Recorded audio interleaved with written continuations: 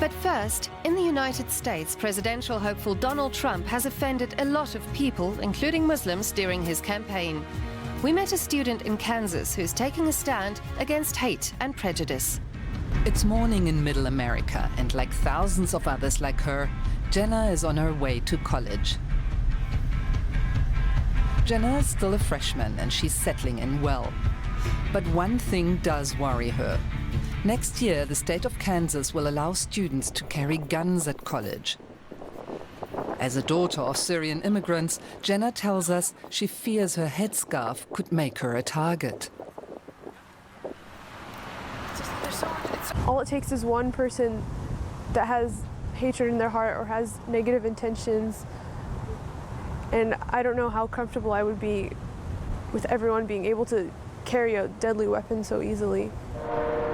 But guns are a reality here in Wichita, the biggest city in the heartland state of Kansas. This is Trump country. But it's also home to more than 9,000 Muslims. Many of them moved here to work at firms like Boeing and Cessna. Wichita's skyline bears that out. Alongside the factories and churches, a large mosque now also stands proud. Jenna knows what role she wants to play in this community. She wants to be a journalist. She's already making a start as a reporter for her college newspaper, The Sunflower.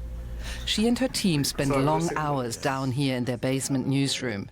She says American journalism needs perspectives like hers. As a journalist, when you're going to cover a story, you're always a part of the picture. You know, you're never really truly objective. You're always bringing your background and your history to the story, and that affects the way you look at the people you're talking to, the situation you're observing. And I think it's important to have people of different backgrounds for that reason, because two people can look at the same situation and cover it entirely differently. Jenna is especially proud of her reporting on a big dispute that broke out over the college chapel.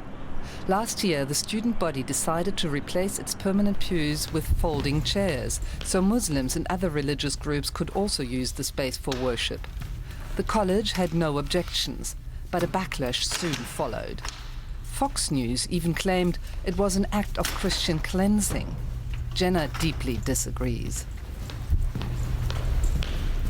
This is a public university. I think it's questionable in the first place to have a chapel at all on campus, since it is a state school.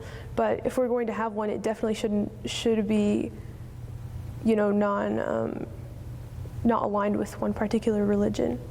It should definitely be open to everyone. Now, Islam's place in America is at the center of this year's poisonous presidential campaign. What will the effect be on Jenna and her friends? They've already been the target of harassment in the street. Shouts that they could take off their headscarves and go home. It's a bit confusing to me when people say Muslims don't belong in the United States, just because Muslims have been in this country since, you know, George Washington's time. And as for me personally, I was born in the United States. This is my home. So when people tell me to go back to where I came from, like, where should I go? Like, this is where I come from.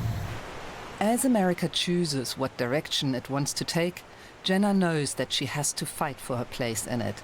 But she believes in America, the country that she loves, the country that she calls home.